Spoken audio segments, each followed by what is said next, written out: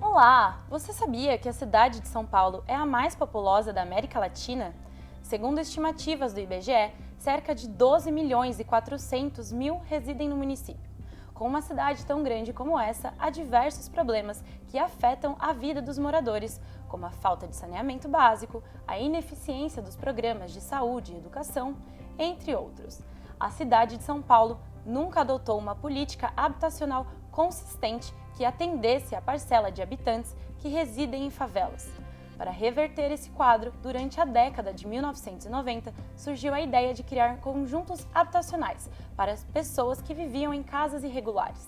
Inspirado nas habitações de Singapura, na Ásia, as construções tinham como objetivo garantir moradia digna a paulistanos sem tirá-los do local em que já estavam fixados. O primeiro conjunto finalizado foi o Singapura Zak Narchi, localizado na zona norte de São Paulo. Estima-se que hoje 1.500 pessoas vivam no local. Este foi o tema escolhido pela jornalista Mariana Carvalho para a realização do seu trabalho de conclusão de curso de jornalismo na Universidade Presbiteriana Mackenzie. Janela da Zak é uma reportagem transmídia que trata o problema habitacional de São Paulo. E Mariana Carvalho é nossa convidada. Eu sou a Luísa Carniel e o MAC Entrevista está começando. Mari, então conta pra gente como que surgiu a ideia desse TCC. Oi, Luísa. Primeiro é um prazer estar aqui, fiquei super feliz com o convite. E esse TCC, na verdade, ele surgiu lá atrás, no começo da minha faculdade, quando eu estava naquela matéria que a gente faz, o Jornal Acontece, com o professor André Santoro. E aí eu decidi que eu queria fazer uma matéria sobre a Zak Narchi, porque eu já fazia trabalhos voluntários lá por meio de uma comunidade da igreja que eu participo. Então eu conhecia o conjunto habitacional. E eles têm um projeto lá que se chama Escolinha da Zak. De segunda a sexta eles dão aula de futebol pra galera que mora lá, crianças, enfim, até, sei lá, sub-18, vai. E aí eu fiz uma matéria no Acontece sobre essa Escolinha da Zak. Gostei, amei, porque sempre achei que as pessoas tinham que conhecer e entender o que acontece lá dentro. E aí, não satisfeita, falei, preciso falar mais sobre o que está acontecendo lá dentro, sobre as histórias, sobre as pessoas que vivem lá. E aí, mantive isso em mente até chegar a época do TCC, quando eu fiquei meio, será que deve ser isso mesmo? Será que eu não poderia falar sobre algum outro tema? Pensei em falar sobre infância, sobre, enfim, diversas coisas, mas o meu coração sempre esteve lá na Zak. E aí eu falei, não, meu TCC tem que ser sobre isso. E por que você escolheu o formato transmídia para fazer esse trabalho? Então, na verdade, eu achava que eu ia fazer um documentário. Sempre achei que eu tinha que fazer um documentário no TCC, porque eu sempre gostei muito. E aí eu primeiro falei, vou fazer um documentário sobre a infância lá na Zak. Só que aí eu ia enfrentar alguns problemas de autorização e tal, para pegar com os pais das crianças. Tem muitas crianças lá que não têm essa base familiar, essa estrutura familiar. Eu falei, não posso falar só sobre as crianças então. Aí pensei, vou fazer um documentário sobre a Zak no geral. Aí eu falei, tá, mas se eu fizer um documentário, eu vou ficar limitada, entre aspas, né, a só fazer vídeo. E eu achava que tinha muito mais para ser falado lá dentro. Aí que veio a ideia da transmídia, porque eu poderia usar texto, foto, vídeo e áudio. E aí consegui abraçar tudo que estava na minha mente, né, de poder mostrar diversas histórias. E aí foi por isso, eu decidi fazer por conta dessa variedade de formatos, né, que a transmídia permite. E por que o conjunto habitacional Zak Narchi? O que tem de especial nesse lugar? Então, como eu falei, meu coração sempre foi da Zak, né? Eu faço esse trabalho voluntário lá, acho que vai fazer 7 anos já esse ano. E aí eu sempre morei na Zona Norte também, porque a Zak Narchi fica na Zona Norte de São Paulo. E antes de eu conhecer a Zak, de eu entrar lá, eu passava na frente e eu não tinha ideia do que acontecia lá. Como eu acredito que acontece com a maioria das pessoas que moram na Zona Norte. A gente sabe que existe, sabe que o conjunto habitacional está lá, mas a gente não sabe o que acontece lá dentro. E aí eu entrei na Zak Narchi e eu vi um mundo assim, eu até falo no meu TCC, né, que é uma cidade dentro de uma cidade, porque a Zak Narchi, ela não dorme, ela não para, ela é movimento o tempo todo. Então eu me apeguei a isso e falei, não é possível que as pessoas não saibam o que está acontecendo ali, não é possível que essa cortina que cobre a ZAC vai ficar fechada para sempre, né? E aí, o meu intuito sempre foi dar visibilidade para eles. Então, por isso, eu escolhi a ZAC Nart. E agora eu quero falar um pouco do nome que você escolheu para ser seu TCC, né? Janela da ZAC. Por que esse nome, Janela? Então, foi um insight que eu tive, sei lá, eu estava começando a fazer o trabalho e eu sempre fiquei muito aflita quando tenho que escolher títulos e nome das coisas, né? Eu sei que o certo é a gente escolher no final, porque a gente vê tudo pronto, né? Mas eu tive um insight enquanto eu fazia o trabalho. Sabe aquela metáfora de que, os olhos são a janela da alma? Eu me vi numa situação de que, assim, eu tava olhando pra ZAC Nart, antes eu tava olhando de fora, e de repente eu tava dentro da ZAC Nart olhando pra ela. E eu entendi que o que eu tava escrevendo, o que eu tava fotografando, o que eu tava filmando, era uma forma de mostrar o olhar da ZAC Nart, tentando me distanciar disso. Então, não sei se ficou claro ou se eu fui prolixa, mas a janela no sentido de que você pode abrir a janela e enxergar o que está acontecendo lá dentro. E de que eu estava tentando mostrar essa alma da ZAC Nart, né? E você fez diversas visitas, né? Você conta ali no seu TCC que foram acho que 4 ou 5. Como que foi essa experiência para você? Eu acho que foi por aí mesmo, 4, 5, talvez 6, não lembro. Mas assim, essas visitas eu comecei a fazê-las depois que a gente já tinha a pandemia de uma forma mais amena, que eu já tinha tomado a vacina, que a maioria do pessoal lá da ZAC já tinha tomado a vacina também. Então foi, sei lá, em agosto eu tinha que entregar o TCC final em outubro, novembro no máximo. E aí eu comecei a fazer essas visitas na ZAC para fazer os vídeos e as fotos, porque a minha parte textual do TCC estava toda pronta, porque eu fiz entrevistas remotas, né, online, por conta da pandemia. E aí foi uma delícia voltar para lá, né, porque assim, com esse trabalho voluntário, eu estava toda semana lá na ZAC. E aí a gente teve esse lapso, esse buraco, que eu fiquei quase 2 anos sem visitar a ZAC. E aí eu voltei lá e comecei a enxergar a ZAC Nart de uma outra forma, com um outro olhar, que eu não tinha antes, né? Porque eu comecei a conhecer lugares que eu não tinha visitado antes, eu comecei a encontrar pessoas que eu nem sabia que estavam lá. Então foi uma delícia, foi um aprendizado muito grande. E no seu TCC você cita o Dia Z, e eu queria que você explicasse pra gente um pouco o que é, como você disse também que participava, então eu queria que você falasse um pouco sobre isso. O Dia Z é um evento que acontece lá sempre no dia 12 de outubro. É um dia das crianças, um dia de convivência para as crianças lá da ZAC, em que a comunidade, eles até falam isso, que a comunidade toda desce e é um dia de união. Desce por quê? Porque elas são prédios, né? E aí o Dia Z acontece na quadra e numa casa amarela que eles chamam lá, que é o espaço de convivência deles. Então é um dia que tem muitas brincadeiras, tem campeonato de futebol, tem bexiga para eles brincarem, tem pintura no rosto, tem tinta para eles pintarem nos desenhos. Enfim, um dia de convivência mesmo para as crianças serem crianças de forma livre, né?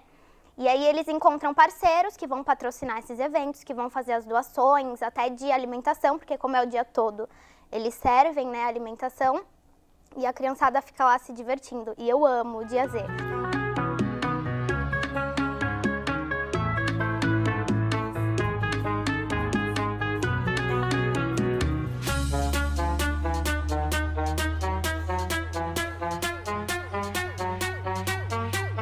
E você fala no seu TCC que você é como voluntária. E eu quero que você conte pra mim um pouco como foi essa experiência, assim, você era voluntária, agora você tá mais por fora, tirando fotos, fotografando o evento. Como foi isso? Então, foi bem desafiador, na verdade, né? Porque, assim, eu como voluntária, eu era mais uma voluntária dos muitos que estavam lá, né? Sim.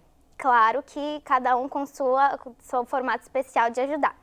Mas aí, chegando lá, fiz as fotos, os vídeos do Dia Z e no final do evento a gente foi fazer uma foto geral de todos os voluntários com as crianças. E o Aquiles, que é um dos meus personagens, ele é voluntário lá também, e porque ele mora lá na ZAC, na verdade. Aí eu fotografando, tirando a foto, ele virou pra mim e falou: Mari, vem aparecer na foto. Eu falei: Aquiles, não, tenho que fazer a foto. Ele: não, vem aqui, porque você agora é parte disso.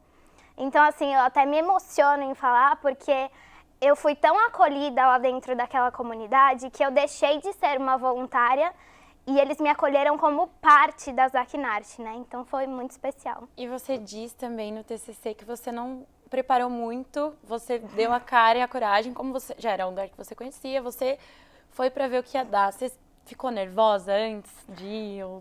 Ah, nervosa acho que não, porque foi assim, eu tinha o meu objetivo final. Então, por exemplo, eu sabia que estando lá na ZAC eu queria 3 vídeos. Um vídeo do dia Z, um vídeo fazendo tipo um tour pela ZAC Narte, mostrando como é lá, e um vídeo mostrando um dos apartamentos.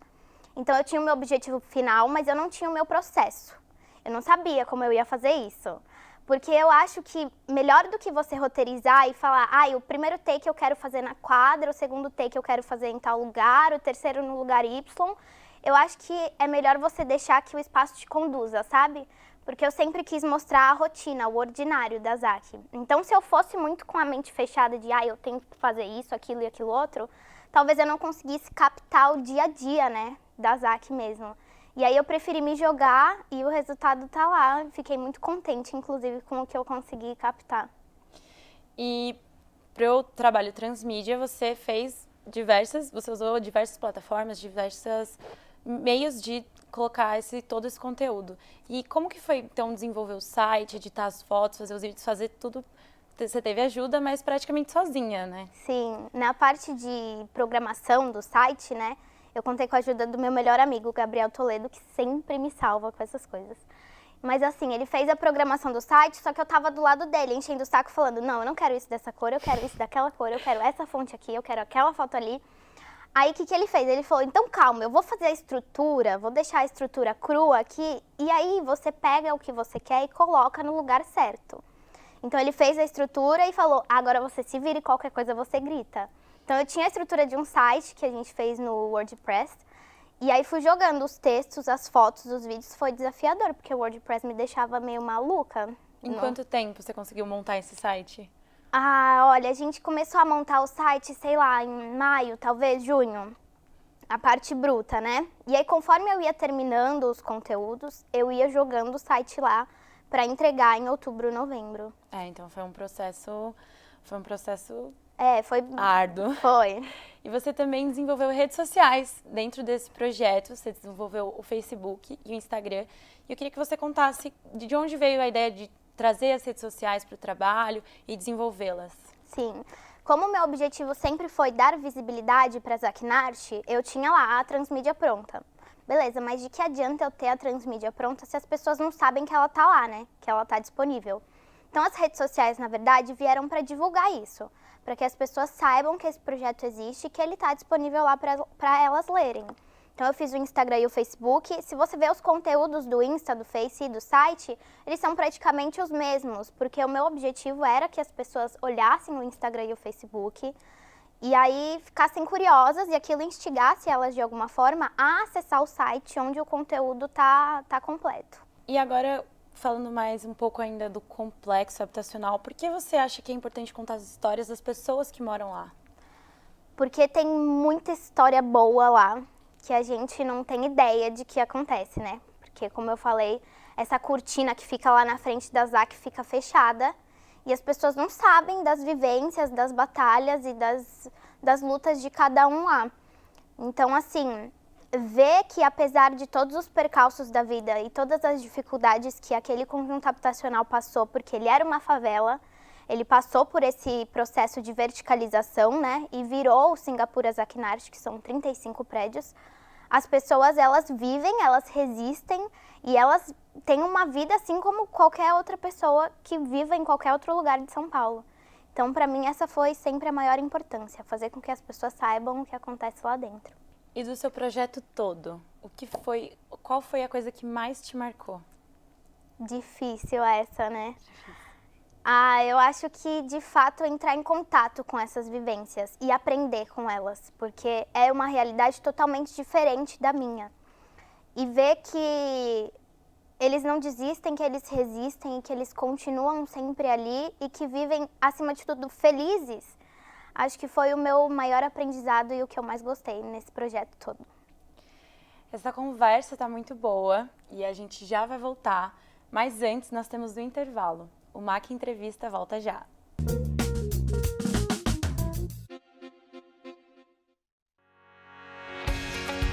Você sabe o que o nutricionista faz ele não trabalha só com dieta para emagrecer, não. O mercado de trabalho é bem amplo. Quer ver só? Se uma empresa cria um alimento industrializado, o nutricionista acompanha todo o projeto para controlar a qualidade. Pensou no cardápio de um refeitório? Alguém precisa avaliar o que você vai ter no prato para garantir uma alimentação balanceada. É esportista e quer ganhar músculos? O nutricionista te ajuda a encontrar os alimentos certos. E esses são apenas alguns exemplos. Existem várias oportunidades para quem se forma na área. Em um curso superior de nutrição, você estuda anatomia, fisiologia, bioquímica, tecnologia de alimentos, entre outras matérias. É assim que você começa uma carreira em um mercado de trabalho que está crescendo e que tem várias oportunidades.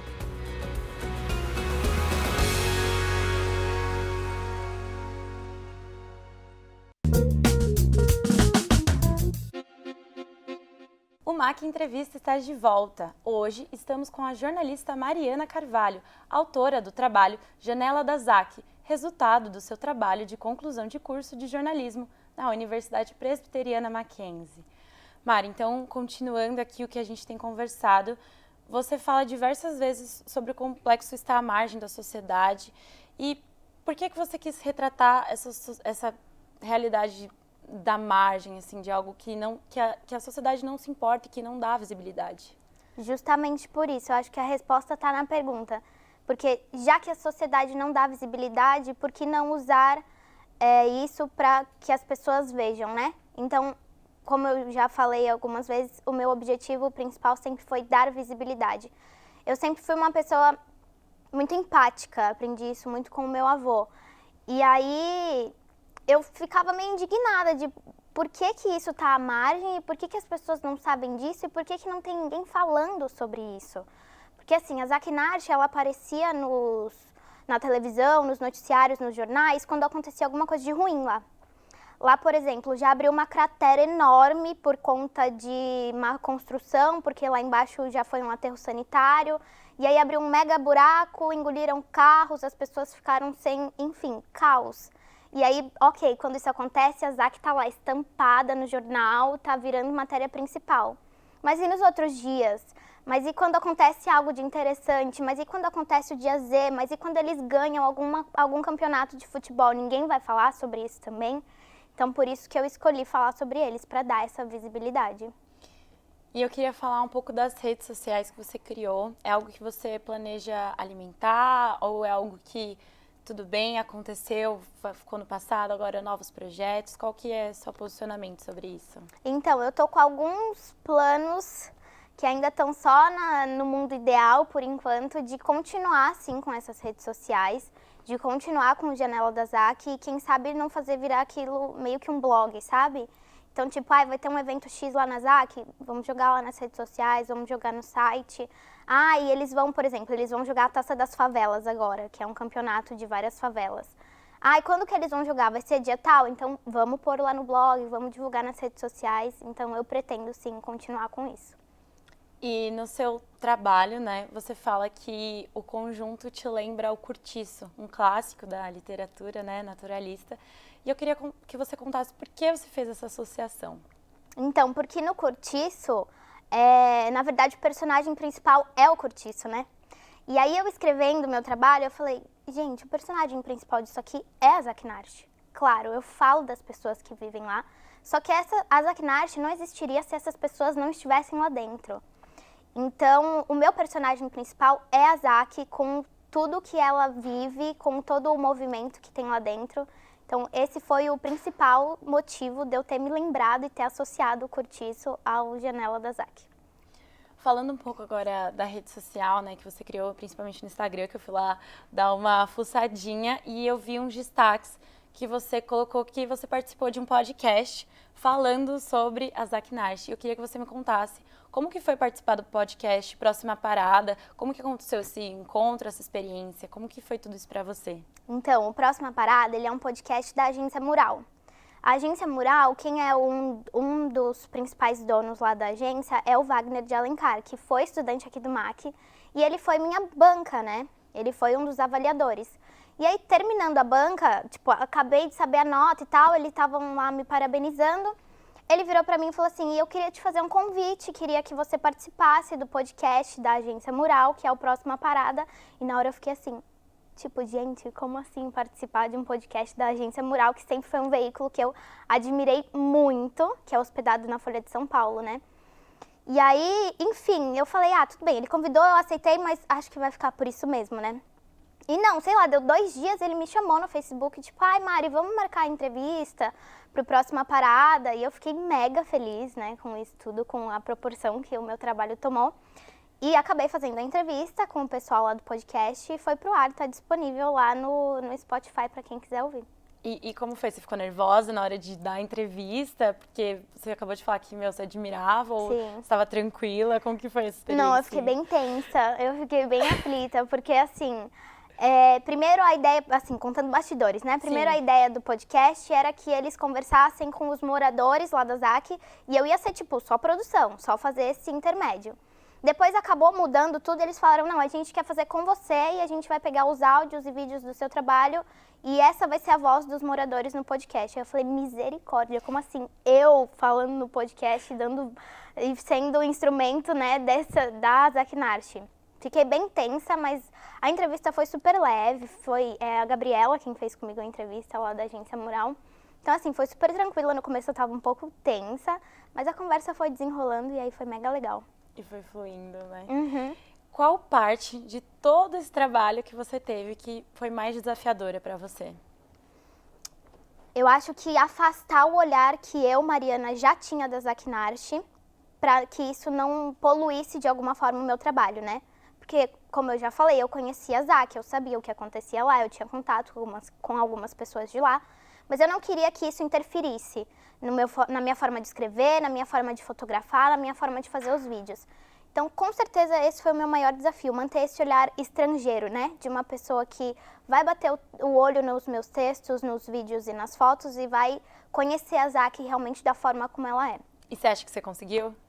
Eu acho que sim, espero que sim, pelo que eu ouvi da galera que leu e que acompanhou, né, o meu trabalho e que não conhecia a ZAC Narte, eu consegui.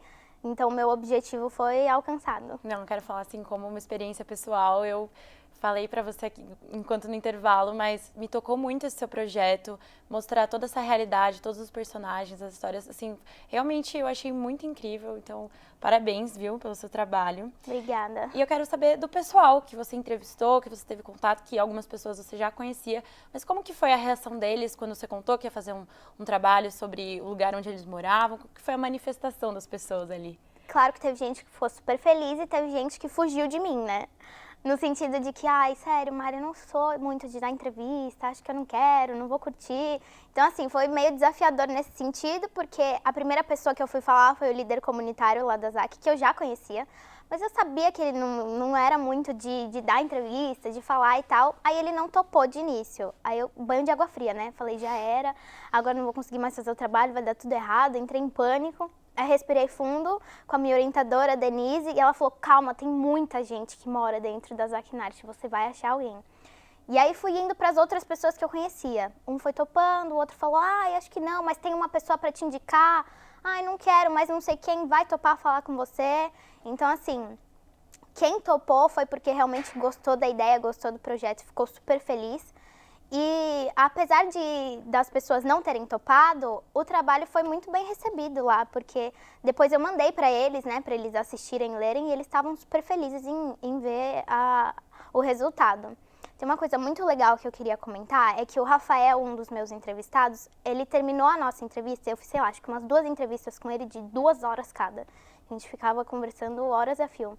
E ele terminou a última entrevista falando, nossa, Mari, tô muito feliz que eu vou estar na internet.